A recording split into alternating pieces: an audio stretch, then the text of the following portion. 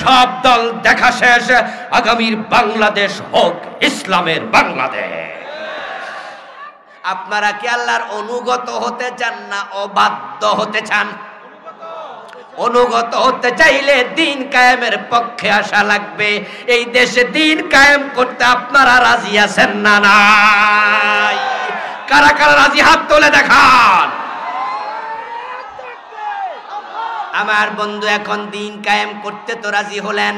প্রথমে আমরা আল্লাহর কাছে দোয়া করি, আল্লাহ আমাদের সকলকে দিন কায়েমের কর্মী হওয়ার তৌফিক দাও, বলেন আমিন। আল্লাহ, আমরা তোমার দিন তোমার জমিনে কায়েম করতে চাই। আজকে আমরা একমত হলাম। এখন দিন কায়েম কি, কেমনে কায়েম করে? কায়েমকে বলে একামত। কি বলে? এর জন্য এটার নাম একামতে দিন। আজকে বিষয়বস্তু পোস্টারে লেখা আছে একামতে দিন। নামাজ পড়ার জন্য নামাজের আগে ইমাম সাহেব হুজুর লাইন খাড়া করাইয়া কয়, ও মুয়াজ্জিন সাহেব এবার কি দেন? ইকামত। এটাকে বলে ইকামাতুস সালাহ। কি বলে? ইকামাতুস সালাহ। নামাজ কায়েম হবে। এই জন্য মুয়াজ্জিন বলতে বলতে বলে কাদ কামাতিস সালাহ, কাদ কামাতিস সালাহ। নামাজ কিন্তু খাড়াই যাইতেছে। এবার আল্লাহু আকবার। নামাজ কায়েমের সিস্টেম আছে না নাই? মন মতো ফুললে হয় নাকি? তো দিন কায়েমেরও সিস্টেম। কায়েম হলো প্রতিষ্ঠিত করা। এই যে আমরা একটা সামিয়ানার নিচে বসে আছি, আজ থেকে 5 দিন আগে সামিয়ানাটা কি এভাবে প্রতিষ্ঠিত ছিল? যে মানুষগুলো এই সামিয়ানাকে প্রতিষ্ঠিত করছে, কায়েম করেছে, তারা আলাদা আলাদা অঙ্গ আনছে, বাঁশ আনছে, গাড়িত কইরা আনে নাই? তারপর সামিয়ানার এগুলো কাপড় চোপড় আনছে, তারপরে ফেরেক আনছে, তারপরে খন্তি আনছে, তারপরে লোকজন আসছে, এসে মাটি খুঁড়ছে, বাঁশ গাড়াইছে, কোনায় হিলানি মারছে, তারপর কাপড় দিছে। আস্তে আস্তে করে করে কাজ একটার পর একটা একটা করতে করতে প্যান্ডেলটা কায়েম হয়ে গেছে। নবী মুহাম্মদ যে যুগে ছিলেন, ওই যুগের লোকেরা কাবা শরীফ তাওয়াফ করত নিজের দেহের কাপড় খুলে। তারা কাপড় পরতে জানতো না, এত অসভ্য ছিল। তারা ল্যাংটা হাঁটত। প্রিয় নবীজি সাল্লাল্লাহু আলাইহি ওয়াসাল্লামের বয়স 33। কোন কোন বর্ণনায় পাওয়া যায় 35। সহিহ বুখারীতে এসেছে। প্রিয় নবীর নবুয়তের 7 বছর অথবা 5 বছর আগে কাবা শরীফের কাজ, পুনর্নির্মাণ কাজ উনার আত্মীয়রা সিদ্ধান্ত নিয়ে শুরু করছে। রাসূলুল্লাহ সাল্লাল্লাহু আলাইহি ওয়াসাল্লামের দাদা আব্দুল মুত্তালিব ছিলেন কাবার মুতাওয়াল্লি। উনার আত্মীয় স্বজনরাই ছিল কাবার হত্যাকর্তা, নেতা, তদারককারী। ওই আবু জাহেল, আবু লাহাবেরাই ছিল কাবার তত্ত্বাবধানকারী। সিদ্ধান্ত নিল ওয়াল ভেঙে গেছে, নতুন করে বানাতে হবে, তাই আসো আমরা সবাই মিলে বসি। সিদ্ধান্ত মোতাবেক তারা পাথর এবং ইট সংগ্রহ শুরু করলো। তখন রাসূলুল্লাহ নিজেও সেই পাথর কান্দে কইরা কইরা কাবার সামনে আনতেছে। সাথে আছে রাসূলের আপন চাচা আব্বাস রাদিয়াল্লাহু তাআলা আনহু, বয়সে প্রিয় নবীর চেয়ে 2 বছরের বড়। প্রিয় নবীজির আপন চাচা আব্বাস কান্দের মাঝে পাথর নেন, সাথে ভাতিজা মুহাম্মদ ইবনে আব্দুল্লাহ কাঁধে পাথর নেন। সুন্দর মানুষ প্রিয় নবীজি সাল্লাল্লাহু আলাইহি ওয়াসাল্লামের কাঁধে দাগ পড়ে গেছে, পাথরের চাপে লাল হয়ে গেছে। তো চাচা বলতেছে, ভাতিজা আমি যেরকম লুঙ্গি খুইলা কান্দে নিছি, তারপরে লুঙ্গির উপরে পাথর রাখছি, খুইলা কান্দে লও, তাহলে দাগ লাগবে না। তাহলে আব্বাস কি লুঙ্গিওয়ালা ছিল না ল্যাংটা? খোলার পরে কি আর থাইনি? কই কান্দে লইছি, তুমিও লও। রাসূলুল্লাহ সাল্লাল্লাহু আলাইহি ওয়াসাল্লাম লুঙ্গি খুলবেন, এর মাঝে তিনি বেহুশ হয়ে পড়ে গেলেন। ও ও দোস্ত, আব্বাস রাসূলের সিনিয়র, তো রাসূলের বয়স যদি 35, আব্বাসের 37, রাসূলের যদি 37, আব্বাসের 39। কাবা শরীফ যখন তাওয়াফ করত, এই জাহিলগুলো বলতো যেই কাপড় পরে আমরা গুনাহ করি, ওই কাপড় পরে কাবা শরীফ তাওয়াফ করা ঠিক না, তাই দল বাইন্দা ল্যাংটা হইয়া তাওয়াফ করত। রাসূল আসলেন, ইসলাম আসলো, আসার পর আল্লাহর নবীকে আল্লাহ শিখালেন 17 টাকা ফরজ। এবার কাবার অঙ্গনে যারা ঈমান আনলো তাদের গায়ে পোশাক কায়েম হয়ে গেল, তারা এখন আর উলঙ্গ হয় না। রাসূলুল্লাহ আসলেন ইসলাম নিয়ে, আল্লাহ তাআলা বিধান নাজিল করলেন নামাজ পড়তে হবে 5 ওয়াক্ত। যে মানুষগুলো মূর্তির মাঝে সেজদা করত মূর্তির পায়ে, এখন তারা সেজদা করে কার কদমে। এবার নামাজ কায়েম হলো।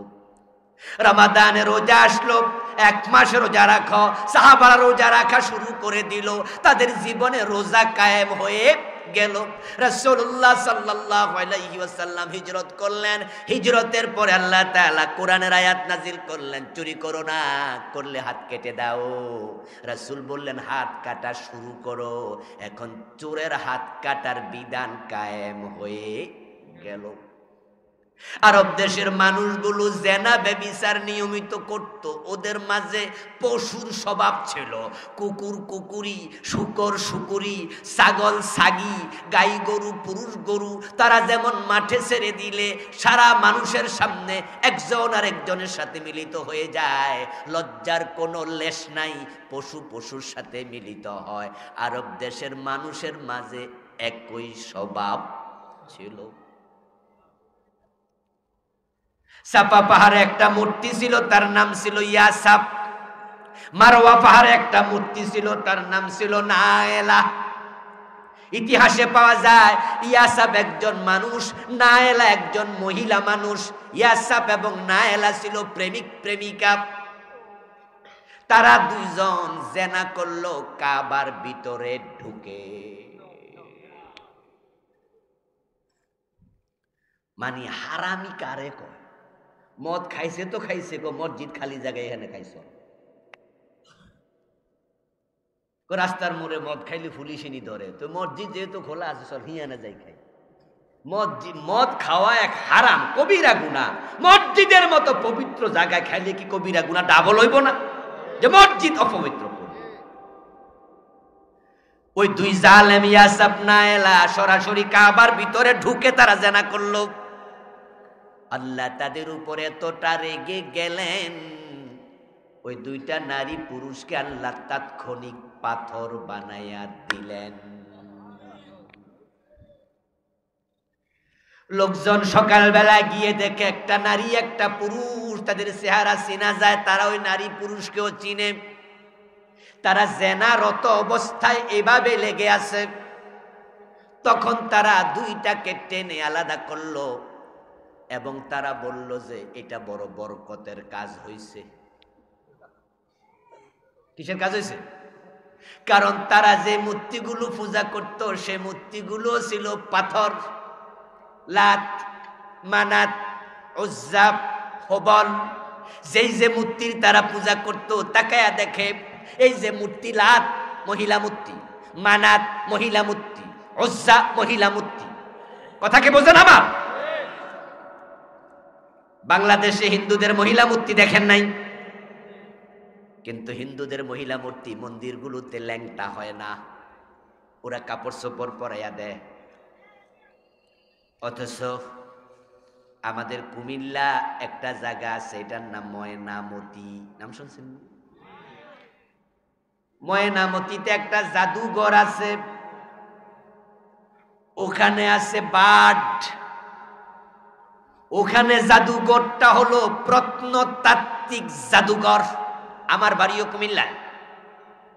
ওখানে বার্ডে দেখতে গেলে, ঘুরতে গেলে, ময়নামতি যেখানে এখন কুমিল্লা বিশ্ববিদ্যালয় হয়েছে, এর পাশে দেখবেন বিশাল বিশাল রাজাদের বাড়ি মাটির নিচে ধসে আছে।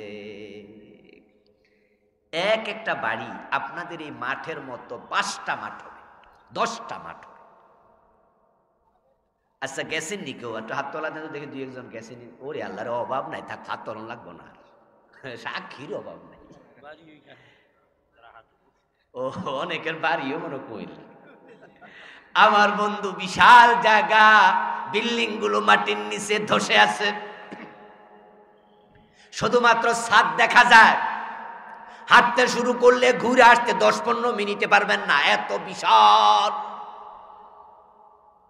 ওইগুলোর মাটি খুঁড়ে খুঁড়ে কিছু মূর্তি পাইছে, ওই মূর্তিগুলা দিয়ে একটা জাদুঘর বানাইছে। ওই জাদুঘরের ভিতরে লজ্জায় ঢুকা যায় না, কারণ সবগুলো মহিলা মূর্তি ল্যাংটা। নাউজুবিল্লাহ। বুঝায় যায় যেই রাজারা সেখানে বসবাস করত তারা মূর্তি পূজক ছিল, এবং তাদের ঘরের মাঝে মূর্তিগুলো তারা পূজা করত।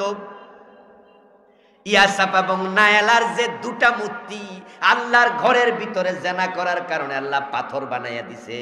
দুইটারে যখন আলাদা করছে, আলাদা করার পরে দেখে নায়ালার যে শরীরের ডিজাইন ঠিক লাত এবং মানাতের একই ডিজাইন। তখন তারা খুশি হইয়া কয় তাহলে এটাও একটা বরকত। আরে এমনি কি আর জাহিলিয়াত কয়? আইয়ামে জাহিলিয়া কি এমনি ফাও ফাও কয় মানুষ? এবার তারা কি করলো? ইয়াসাবকে সাফা পাহাড়ে খুঁড়া গাড়াইয়া দাঁড় করাইল, নায়ালাকে মারোয়া পাহাড়ে খুঁটা গাড়াইয়া দাঁড় করাইল। হজের মৌসুম যখন আসতো তখন হাজী সাহেবেরা ইয়াসাপ এবং নায়ালা দুই মূর্তির মাঝে তাওয়াফ করত। কহিরাতে বরকত নেই? আরে ভাই আপনি আশ্চর্য হবেন, আশ্চর্য হওয়ার কিছু নাই। বাংলাদেশেও ল্যাংটা ফিরের মাজার আছে না নাই? ল্যাংটা ফিরের মুরিদ আছে না? তো ল্যাংটা দেখে যদি এর কাছে বরকত নিতে পারেন আধুনিক যুগে, এরা তো জাহিলিয়াতের। এবং যে ফির সাহেবের কাপড় সফরে নাই, পাবলিক কয় যে আমাদের সাইদি সাহেব হুজুর সুন্দর মজা করে কইতেন যে, কয় হ্যাঁ ল্যাংটা হইলে কি হইছে, বেডারও অনেক কিছু আছে। তো সাইদি হুজুর কইতো কি যে আছে দেখাই তো যা। ও দোস্ত আমার, আধুনিক বাংলাদেশে যদি ল্যাংটা পীরের মাজার থাকতে পারে, ল্যাংটা পীরেরও মুরিদ থাকতে পারে, তাহলে জাহিলিয়াতের যুগের লোকেরা ল্যাংটা থাকতো, আশ্চর্য হওয়ার কিছু। আমার দোস্ত আমার রাসূল আসলেন, আসার পর বললেন যে না, কাবা এখন কাপড় পরে তাওয়াফ করো। যেই জেনা বেবিচার তারা নরমালি করত, আমার রাসূলুল্লাহ বলে দিলেন, আল্লাহ আইন দিয়েছে যদি অবিবাহিত নারী পুরুষ জেনা করে এখন থেকে 100 বেত লাগাতেই। আয-যানিয়াতু ওয়াজ-যানি ফাজলিদু কুল্লা ওয়াহিদিন মিনহুমা 100 জালদা ওয়ালা তাখুযকুম বিহিমা রাফাতুন ফি দীনিল্লাহ। 100 বেত লাগাও। জেনাকারী পুরুষ, জেনাকারিনী নারী, তাদের প্রতি কোনো দয়া দেখায়ও না। আর যদি তারা বিবাহিত হয় পাথর মেরে হত্যা করো। নাউযুবিল্লাহ। তাহলে এই আইনটা কায়েম হয়ে গেল। রাসূলুল্লাহ বললেন মদ পান করলে 80 বেত লাগাতে হবে। এই আইন কায়েম হয়ে গেল। এই বাবা আমার রাসূল মদিনায় যাওয়ার পরে এই আল্লাহর কোরআনে যত বিধান আছে একটাও কায়েমের বাকি রাখেন নাই, সব কায়েম হয়ে গেল। এবার বিদায় হজ। হজের মাঠে নবী মুহাম্মদ উপস্থিত, তিনি ভাষণ দেবেন। কোন কোন বর্ণনা পাওয়া যায় ভাষণ দিচ্ছিলেন, এর মাঝে জিবরিল আমিন এসে গেলেন, এসে নাজিল করে দিলেন আল-ইয়াউমা আকমালতু লাকুম দীনাকুম। সুবহানাল্লাহ পড়েন। ওয়া তামামতু আলাইকুম নি'মাতি ওয়া রাদিতু লাকুমুল ইসলাম দীনা। যেদিন কায়েম করার দায়িত্ব দিয়া নবী মুহাম্মদ তোমারে পাঠাইছি, আল-ইয়াউমা আকমালতু লাকুম দীনাকুম, ও মুসলমানেরা আজকে সেই দিন আমি আল্লাহ পরিপূর্ণ করে দিয়েছি।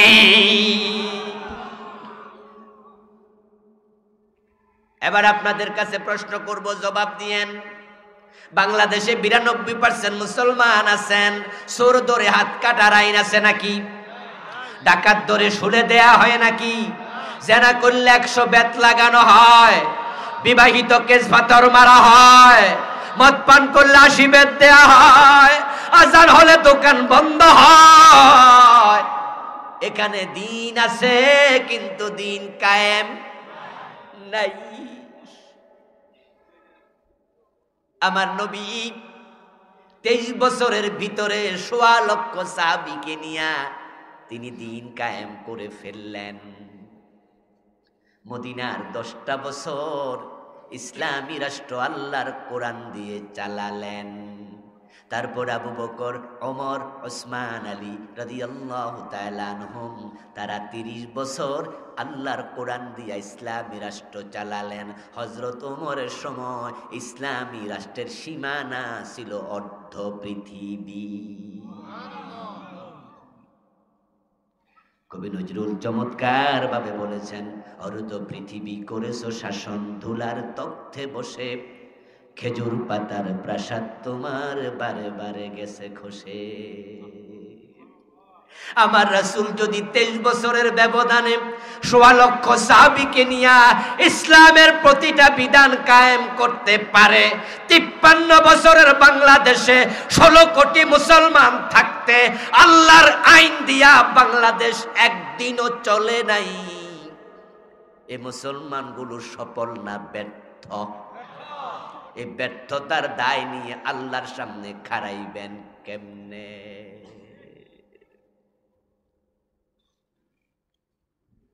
ও দোস্ত, তোমরা মুসলমানেরা থাকতে চোর ধরে কেন হাত কাটা হবে না? আমার নবী তো বলেছেন, আমার মেয়ে ফাতেমা চুরি করলে তাকেও রেহাই দেয়া হবে না, আমি ফাতেমার হাত কেটে ফেলবো। কিন্তু বাংলাদেশে কেন চোর হাত কাটা হবে না? 53 বছরে কেন কাটো নাই?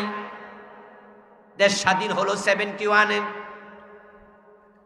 মূলত ইংরেজদের থেকে স্বাধীন হয়েছিল 47-এ। 47-এ যখন ভারত উপমহাদেশ বিভক্ত হয়, তখন কিন্তু বাংলাদেশ নামক পাকিস্তান যে দেশটা ছিল, এটা ইসলামের নামেই আলাদা হয়েছে। হিন্দুরা আলাদা করেছে হিন্দুস্তান, মুসলমানরা আলাদা করেছে পাকিস্তান।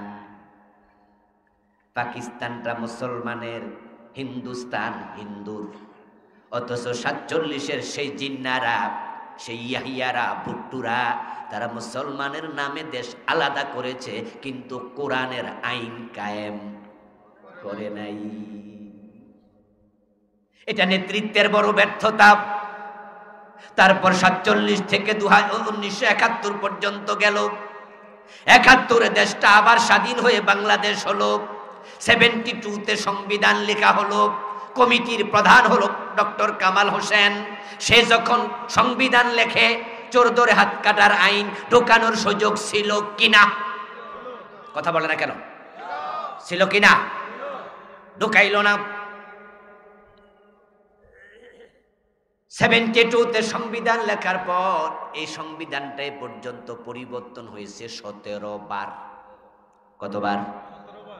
আচ্ছা, 17 বার যারা সংবিধান পরিবর্তন করছে, তারা কি চোর ধরে হাত কাটার আইন ঢুকাতে পারত না?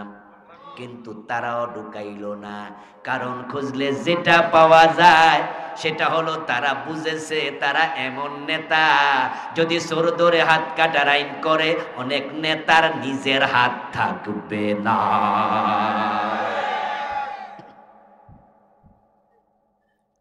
আমাদের নেতৃত্ব কয়েকদিন আগে নিজে বলেছেন, উনার বাড়ির ফিয়ন কত কোটি টাকার মালিক?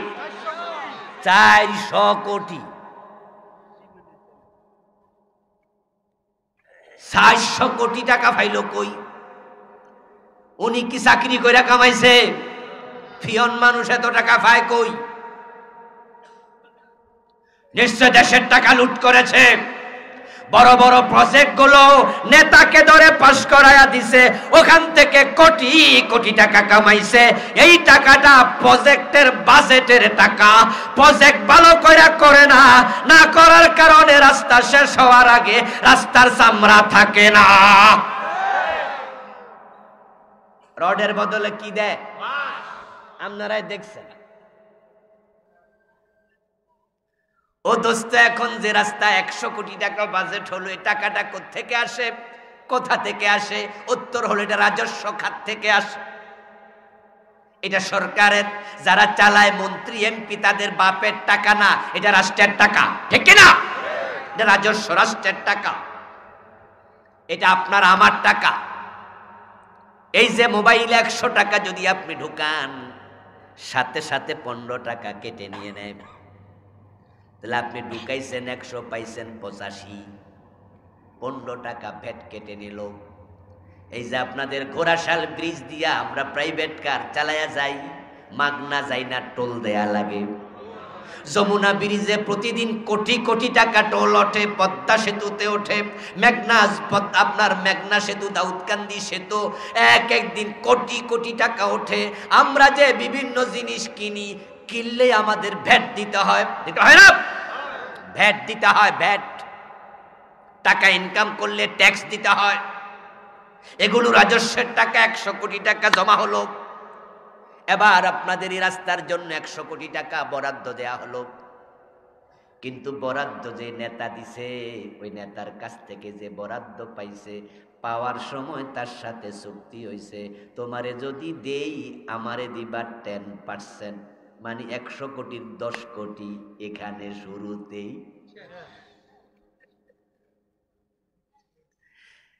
এখন যেই নেতা বাজেট দিছে 10 কোটি খাইয়া লাইছে, সে তো জানে এটা হালাল না হারাম। কথা বলে না কেন ভাইয়েরা? এ 10 কোটি বৈধ না চুরি? এখন চোর হাত কাটার আইন করলে বেডার খবর কি? দেশের টাকা চুরি করে কানাডায় কারা বেগম পাড়া বানাইছে। এস আলম গ্রুপ ইসলামী ব্যাংকের 17টা শাখা থেকে নাকি 80,000 কোটি টাকা পাচার করেছে। আপনাদের কাছে আমার জানার বন্ধু, বলুন তো, ইসলামী ব্যাংকে রিকশাওয়ালাদেরও অ্যাকাউন্ট আছে না নাই? বেটা সারাটা দিন গায়ের ঘাম পানি কইরা টাকা জমাইয়া মাইয়া বিয়া দেওয়ার জন্য মাসে 500 টাকা রাখছে। ভিক্ষুক পর্যন্ত ইসলামী ব্যাংকে অ্যাকাউন্টে টাকা জমা, সামনে একটা কুড়ে ঘর বানাবে, ভিক্ষা করে জমানো টাকাটা মাসে 1000 করে রেখেছে, স্বপ্ন দেখে সামনে একটা কুড়ে ঘর বানাবে। আর এসালমের লোকেরা 80,000 কোটি টাকা নিয়ে গেল। এরকম আরো কত ব্যাংক থেকে নিছে? আওয়াজ করে বলুন তো, এসালম একা নিছে না নেতাদের হাত আছে? এজন্য আমরা যখন দিন কায়েমের কথা বলি, ওরা আমাদেরকে রাজাকার বলে গালি দেয়। ওদের মজা লাগে না? ওরা বলে, প্রশ্ন তোলে, কথা বলে যে হ্যাঁ, যদি আপনারা চোর ধরে হাত কেটে দেন, তাহলে চোর ভাত খাবে কি দিয়া? আমি বলি, আরে কি আশ্চর্য প্রশ্ন, চোর ভাত খাবে কি দিয়া? তা নিয়ে তুমি টেনশন করো কেন? সত্য তুমি তো, আর তোমার হাত তো আমরা কাটবো না, আমরা চোরের হাত কাটবো, তুমি টেনশন করছো। পরে আবার বুঝি কারণ আছে। কারণ হলো, বাড়িতে যাইয়া আয়নার সামনে দাঁড়াইলে আয়নার ভিতরে চোর দেখতে পায়।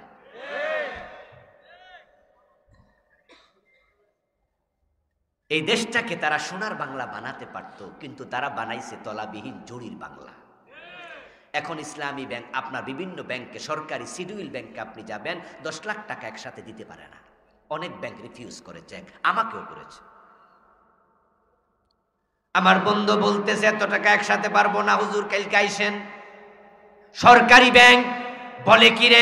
বলে টাকা নাই। মালয়েশিয়া আমাদের থেকে মাত্র 10-12 বছর আগে স্বাধীন হয়েছে। সে মালয়েশিয়া কোথায় পৌঁছলো?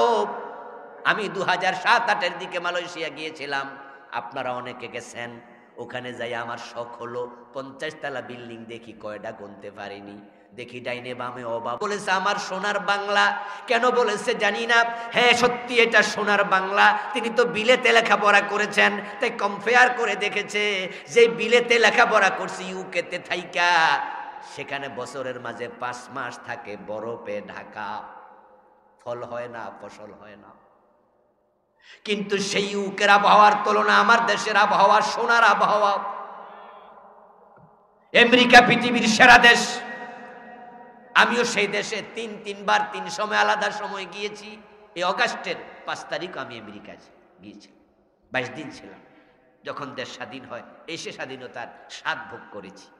প্রোগ্রাম ছিল 2021-এ গেলাম, শীতকাল ছিল, নভেম্বর মাস। গিয়ে দেখি এমন আবহাওয়া, ইন্না লিল্লাহ, থাকার মতো না। 10 ডেজের সফর ছিল, মাত্র 10 দিন। 3-4 দিন পরে আমার এত সর্দি, নাক টান দিলে রক্ত বের হয়। ভাইদেরকে বললাম যে থাকেন কেমনে এত শীত? আমার এক হুজুর, শীত তো আসেই নাই। বলো মাত্র তো নভেম্বর, শীত তো দেখবেন আপনার ডিসেম্বরের 15-20 তারিখ থেকে শুরু হবে। তখন বরফ পড়বে 2.5 থেকে 3 ফিট, রাস্তা ঢেকে যাবে। শীত কারে কয়? থাকলে দেখবেন। আমি কই আল্লাহ যেন না দেখায়। উড়াল দিয়া চলে আসবো মনে হয়েছে, থাকতে পারি না। 3 থেকে 4 মাস 5 মাস বরফে ঢাকা। আমারে বলো হুজুর এই গাছের একটাও পাতা থাকবে না, সব পাতা ঝরে যাবে, ফল হয় না, ফসল হয় না। তারপরও 3 মাস 5 মাস বরফে ঢাকা দেশ আমেরিকা আগাতে পারে। আর সোনার বাংলা এমন এক দেশ, 12 মাসে কোনো না কোনো ফসল ফলে। আরে আবহাওয়া কি চমৎকার, আবহাওয়া কি চমৎকার পরিবেশ। আম খাইয়া আমের আটিটা ফেলে দিয়া রাস্তার পাশে চলে যাবেন, 3 মাস পরে দেখবেন নিজে নিজে গাছ উঠে যায়। 2 বছর পরে নিজে নিজে আম ধরে। সৌদি আরবে যারা গেছেন, দুবাই, কাতার গেছেন, আপনারা সেখানে গেলে দেখবেন যে যত গাছ আছে গাছতলায় 5 লাইন আছে। সকালেও পানি দেয়, বিকালেও পানি দেয়, না হয় গাছ বাঁচবে না। আর আমার দেশে কত বড় বড় বট গাছ, তাল গাছ, আম গাছ, কোনো পরিচর্যা লাগে না। লাউ যদি পচে যায় আমরা ফেলে দেই, কাকে আইসে খায়, ওই লাউয়ের গোটা পায়খানা করে, আবার পায়খানার ভিতর থেকে লাউ গাছ হইয়া লাউ ধরে। This is Bangladesh. কোন কবি বলছিল, এমন দেশটি কোথাও খুঁজে পাবে না কো তুমি, সকল দেশের রানী সেজে আমার জন্মভূমি। আসলে এই দেশ থেকে বিদেশ না গেলে কম্পেয়ার করতে পারবেন না।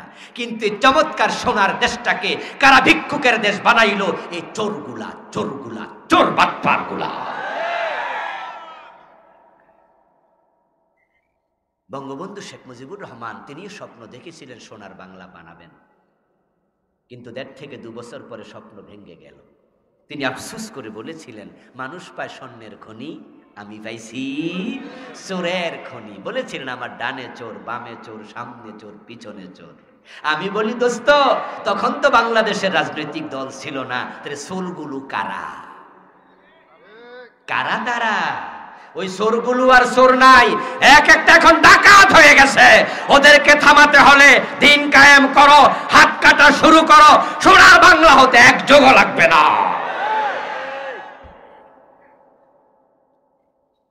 তবে হ্যাঁ বন্ধু, এই দিন আপনি কায়েম করার ওয়াজ করলে কায়েম হয়ে যাবে না। অনেক বড় বড় বড় বড় পাহাড় পাড়ি দিতে হবে, অনেক তরঙ্গায়িত সাগর সাঁতার কাটতে হবে। হতে পারে দিন কায়েমের জন্য রক্তের নদী প্রবাহিত করতে হবে, জীবন দিতে হবে লাখ মানুষকে, তখনই দিন কায়েম হবে। দিন কায়েম হওয়া এত সোজা না। তাই যারা দিন কায়েমের কর্মী হয় তারা শাহাদাতের তামান্না অন্তরে লালন করতে হয়। আপনি দিন কায়েম করতে আগাবেন, যত কুফরি শক্তি সব আপনার বিরুদ্ধে লেগে যাবে। দেখেন না ইন্ডিয়া কিভাবে আমাদের আক্রমণের পরিবেশ তৈরি করতে চায়। উনি বাংলাদেশে থাকতে আলেম ওলামারে জ্বালাইছে, এখন ইন্ডিয়া যাইয়া হেডারে দিয়ে জ্বালাইতেছে। কলকাতার ওই এলাকার যিনি মুখ্যমন্ত্রী মমতা বন্দ্যোপাধ্যায়, মমতা ব্যানার্জি, উনি বলতেছে বাংলাদেশের হিন্দুদেরকে রক্ষা করার জন্য জাতিসংঘের সৈন্য বাংলাদেশে মোতায়েন করতে হবে। আচ্ছা, এই দেশের হিন্দুরা কি বিপদে পড়ছে? ওরা লোকে মারামারি আছে আমাদের? কত বড় ফাজি! সে জাতিসংঘকে আহ্বান করছে। তার আহ্বানে সাড়া দিয়া ওদের কেন্দ্রীয় সরকারও বলতেছে হ্যাঁ বাংলাদেশে জাতিসংঘের সৈন্য পাঠান। এর মানে কি জানেন? এর মানে হলো তারা টেস্ট করতে চায়, দেখি বাংলাদেশি লোকেরা কি কয়, প্রতিবাদ করে কিনা, কথা বলে কিনা। তারা চাচ্ছে 7 দিন 10 দিন পরে এই কথাগুলো বলতে বলতে এক পর্যায়ে জাতিসংঘ যখন সৈন্য পাঠাবে না, তখন বলবে ইন্ডিয়ার সৈন্য আমরাই পাঠালাম। তারা এই দেশকে আক্রমণের পরিবেশ তৈরি করতে সাম্প্রদায়িক দাঙ্গার উসিলা দিতে চায়।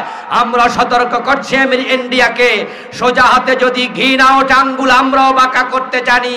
আমরা 18 কোটি মুসলমান এক হাতে কালেমার পতাকা আর এক হাতে শাহজালালের তলোয়ার তুলে দাঁড়াবো ইনশাআল্লাহ।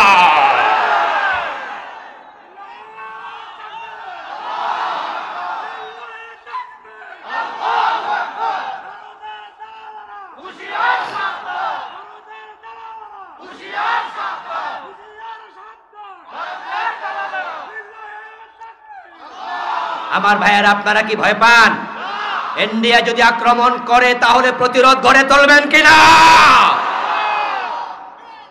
ইনশাআল্লাহ আমরা শাহাদাত খুঁজে বেড়াই। আমরা গজওয়াতুল হিন্দের অপেক্ষা করছি।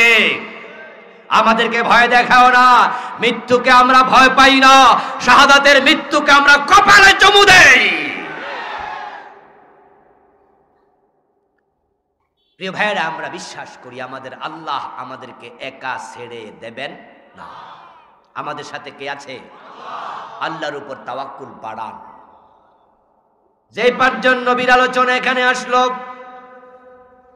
আমি আলোচনার শেষ দিকে যেতে চাই, কনক্লুশনে বলবো দোস্ত, 5 জন নবীর দিকে তাকায়া দেখেন। তারা মাজলুম হয়েছে, তাদের উপর জুলুম করেছে, কিন্তু শেষ দিকে আল্লাহ সাহায্য দিয়া তাদেরকে বিজয় দিয়ে দিছে। যে ফেরাউন মূসা আলাইহিস সালামের বিরুদ্ধে দাঁড়াইছিল, সে ফেরাউনকে আল্লাহ পানিতে ডুবাইছে। মূসা নবীকে আল্লাহ তাআলা সাগরে রাস্তা বানায়া নিরাপদে পার করে দিছে। যে ইব্রাহিম আলাইহিস সালামের সাথে নমরুদ দুশমনি করে উনাকে আগুনে ফেলেছে, ওই নমরুদকে আল্লাহ স্যান্ডেলের বাড়ি খাওয়াইয়া মারছে। আর নবী ইব্রাহিমকে আল্লাহ আগুনের কলজার ভিতরে, আগুনের পেটের ভিতরে 40 দিন এয়ার কন্ডিশন বানায়া হেফাজত করেছে। যে নবী মুহাম্মদ সাল্লাল্লাহু আলাইহি সাল্লামের সাথে আবু জাহেল দুশমনি করেছে, রাসূলকে মক্কায় থাকতে দেয় নাই, হিজরত করতে বাধ্য করেছে, তারপর বদরে এসে আক্রমণ করেছে। আমরা দেখলাম সে আবু জাহেলকে বদরের প্রান্তরে ছোট্ট 2টা বাচ্চা দিয়া, মাআজ মুআব্বাজ রাদিয়াল্লাহু তাআলা আনহুমা, তাদের হাতে আবু জাহেলকে আল্লাহ জাহান্নামে পাঠাইয়া দিছে। নবী মুহাম্মদকে মক্কা সহ 8ম হিজরিতে আল্লাহ পুরা আরব উনার হাতে তুলে দিয়েছে। এবার চিৎকার দিয়ে বলুন তো, সে আল্লাহ এখনো আছে না নাই? সে আল্লাহ আছে না নাই? আল্লাহর সাহায্য বাংলাদেশও আসবে ইনশাআল্লাহ। তবে আল্লাহর সাহায্য আসার একটি মূলনীতি আছে। হতাশ হয়ে যাবেন না যে আসে না কেন, আসে না কেন, আসে না কেন। আল্লাহর সাহায্যের মূলনীতি হলো, আল্লাহর সাহায্য তখনই শুরু হয় মানুষের চেষ্টা যখন শেষ হয়। নবী মূসা সাগর পর্যন্ত যাওয়ার পরে আল্লাহ রাস্তা বানাইছে, আর আগ থেকে রাস্তা বানাইয়া রাখে নাই, ঠিক না? উনিও তো সাগরের তীরে গেলেন, গিয়ে দেখতে পেলেন সাগরের পানি থই থই করছে, বড় বড় ঢেউ। উনার উম্মতেরা বরং বলেছিল, ইন্না লামুদরাকুন, আমরা বুঝি ধরা খাইয়াই গেলাম। নবী মূসা বলছে, না না, সামনে সাগর তা ঠিক, পিছনে ফেরাউন আসতেছে সৈন্য লইয়া তাও ঠিক, ধরতে পারলে শুলে চড়াবে তাও ঠিক, তবে টেনশন করো না, ইন্না মাইয়া রব্বি সাইয়াহদিন, আমার সাথে আমার আল্লাহ আছে, তিনি একটা রাস্তা বাতলাইয়া দেবেই। নবী মূসার সাথে আল্লাহ আছে, আমাদের সাথে আল্লাহ আছে না নাই? চিৎকার দিয়া বলেন না, আছে না নাই? মুমিনের বন্ধু কে? আল্লাহু ওয়ালিয়্যুল্লাযীনা আমানু ইখরিজুহুম মিনাল-যুলুমাতি ইলান-নূর। সুবহানাল্লাহ। আমাদের বন্ধু আল্লাহ আমাদের সাথে আছে, আমাদের একা একা ছেড়ে দেবেন না। দেবেন যে, একা ছেড়ে যে দেবেন না, তার প্রমাণ তো 5 তারিখে আমরা পাইছি। আমরা ভেবেছিলাম জানি না কবে সাহায্য আসে। আমি তো ফিলিস্তিনের দিকে তাকায়া মাঝে মাঝে হতাশ হতাম, হাইরে দ্বিতীয় বিশ্বযুদ্ধের পরে এসে 42-43-এর পর থেকে 45-এর পর থেকে আজকের এই দিন পর্যন্ত ফিলিস্তিনের মুসলমান রক্ত দিতেছে। জানি না বাংলাদেশে আমরা কতদিন রক্ত দিতে হয়। আমি তো ইখওয়ানুল মুসলিমের দিকে তাকায়া হতাশ হতাম। মিশরের ইখওয়ান সেই জামাল নাসেরের যুগে রক্ত দিছে, হোসনি মুবারকের যুগে রক্ত দিছে, সিসির যুগে রক্ত দিচ্ছে। কত বছর হয়ে গেল, অর্ধ শতাব্দী পার হয়ে গেল, রক্ত শুকায় না। আমাদের কি হবে জানি না। আমি কাশ্মীরের দিকে তাকায়া মাঝে মাঝে হতাশ হতাম। সে দেশ বিভাগের পরে 47 সন থেকে আজকে 2024 পর্যন্ত কাশ্মীরের মুসলমান রক্ত দিচ্ছে। আমাদের জানি কতদিন লেয়া লাগে, কিন্তু দেখলাম না না না, বাংলাদেশের প্রতি আল্লাহর আলাদা নজর আছে। 15 বছরের ব্যবধানে আল্লাহ জালেমদেরকে দেশ ছাড়া কইরা ইসলাম ওয়ালাদের হাতে বাংলাদেশ তুলে দিছে। আমাদের প্রতি আল্লাহর আলাদা দয়া আছে। দয়ার কারণও আছে, যেটা আমি বুঝি। সেটা হলো ফিলিস্তিনের চারপাশের রাষ্ট্রগুলো মুসলমান, তাদেরকে চাইলে অন্য মুসলমানরা সাহায্য করার সুযোগ আছে, কিন্তু করছে না। ইখওয়ান যে দেশে মিশর, চারপাশে রাষ্ট্রগুলো মুসলমান, চাইলে সাহায্য করতে পারে। কাশ্মীরের পাশেই তো পাকিস্তান, জানেন তো? এ পাশে জম্মু কাশ্মীর, ওই পাশে ইন্ডিয়ানের কাশ্মীর, এত জম্মুর পাশেই তো পাকিস্তান।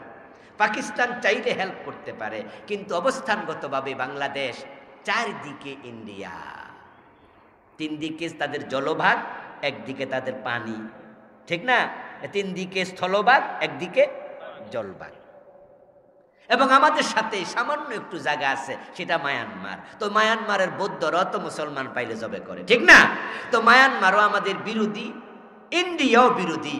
আমাদের যাওয়ার কোনো জায়গা নাই। দুনিয়ার কোনো মুসলমান যে সাহায্য করবে, একটা সুই পাঠাবে, সেই জায়গাও তো নাই। এজন্য যার কেউ থাকে না, তার থাকে কে?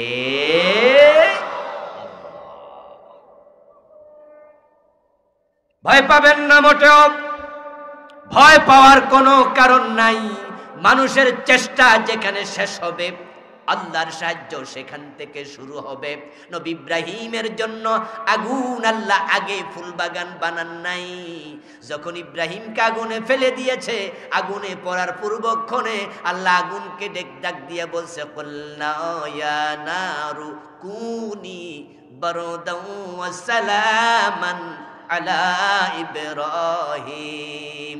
নবী ইউসুফ আলাইহিস সালামের জন্য জুলাইখা যখন ঘরের দরজা লাগায়া কাপড় খোলা শুরু করেছে, নবী ইউসুফ দৌড়াতে শুরু করলেন। দরজা পর্যন্ত যাওয়ার সাথে সাথে আল্লাহ দরজা খুলে দিছে। এগুলো পরে প্রমাণ হয় আল্লাহর সাহায্য তখন শুরু হয় বান্দার চেষ্টা যেখানে শেষ হয়। বাংলাদেশে সাহায্য আসা শুরু হয়ে গেছে। আমরা যদি ঘুরে দাঁড়াতে পারি, হতে পারে এবারে কোরআন সংবিধান হয়ে যাবে।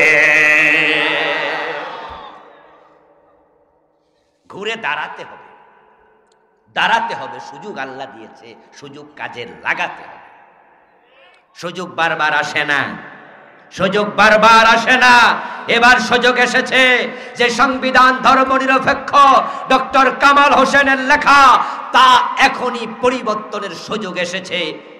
প্রধানমন্ত্রী পালিয়ে যাওয়ার সাথে সাথে প্রধানমন্ত্রীর সাথে সম্পৃক্ত ধারাগুলো মুলতবি, আলটিমেট নিজে নিজে হয়ে গেছে। 300 এমপি পালিয়ে যাওয়ার কারণে এমপিদের সাথে সম্পৃক্ত সংবিধানের ধারাগুলো মুলতবি হয়ে গেছে। মন্ত্রীরা সবাই পালিয়ে যাওয়ার কারণে মন্ত্রী পরিষদের সাথে সম্পৃক্ত ধারাগুলো মুলতবি হয়ে গেছে। অসংখ্য ধারা যেহেতু মুলতবি, নতুন করে কথা উঠেছে সংবিধান রিরাইট করতে হবে, আবার লিখতে হবে। সংবিধান সংস্কারের জন্য অলরেডি কমিটি বানানো হয়েছে, প্রস্তাবনা শুরু যেহেতু হয়েছে, আমরা 92% মুসলমান মাথা তুলে দাঁড়িয়ে যদি বলতে পারি পুরাটাই সংস্কার করো, ফেলে দাও তা, নতুন করে কোরআনকে সংবিধান বানাও। দাবি ওঠানো দরকার আছে না নাই? সব দল দেখা শেষ, আগামীর বাংলাদেশ হোক ইসলামের বাংলাদেশ।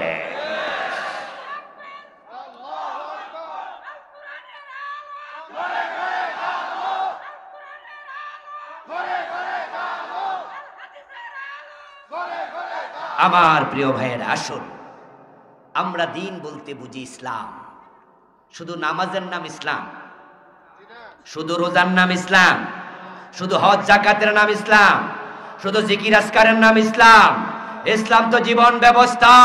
সব কিছু ইসলামের আলোকে হবে, জীবনের বটম থেকে টপ, পাকঘর থেকে সংসদ ভবন, ব্যক্তি জীবন থেকে আন্তর্জাতিক বলয়। আমরা থাকবো যেখানে, ইসলাম থাকবে সেখানে। আমরা বাংলার এই আকাশ এবং বাতাসটাকে আল্লাহর হাতে সোপর্দ করতে চাই, কোরআন দিয়ে রাষ্ট্র চালাতে চাই। কোরআন সংসদে ঢুকবে যখন, দিন কায়েম হবে তখন। প্রিয় নবীজি সংসদ ভবনে কোরআন ঢুকিয়েছেন, মদিনার সংসদে কোরআন চলেছে। আমরাও চাই বাংলাদেশের সংসদ কোরআন দিয়ে চলুক। ইসলামের পক্ষে আইন তৈরি হোক, আজানের সাথে দোকান বন্ধ হোক, চুরি ডাকাতি রাহাজানি চিন্তায় খুন ধর্ষণ অপহরণ কিচ্ছু থাকবে না। মানুষ ঘরের দরজা খুলে ঘুমাবে। ওমর ফারুক গাছতলায় ঘুমাতেন, কোনো বডিগার্ডের প্রয়োজন ছিল না, অথচ তিনি অর্ধ পৃথিবীর শাসক। এমনকি সুখী সমৃদ্ধ বাংলাদেশ গঠন করতে আল্লাহ তাআলা দ্বীন কায়েমের কর্মী হয়ে কাজ করার তৌফিক আমাদের সকলকে দান করুন। আবারও বলি আমিন। হাযা মা ইনদি ওয়াল ইলমু ইনদাল্লাহ আলাইহি তাওয়াক্কালতু ওয়া ইলাইহি উনীব।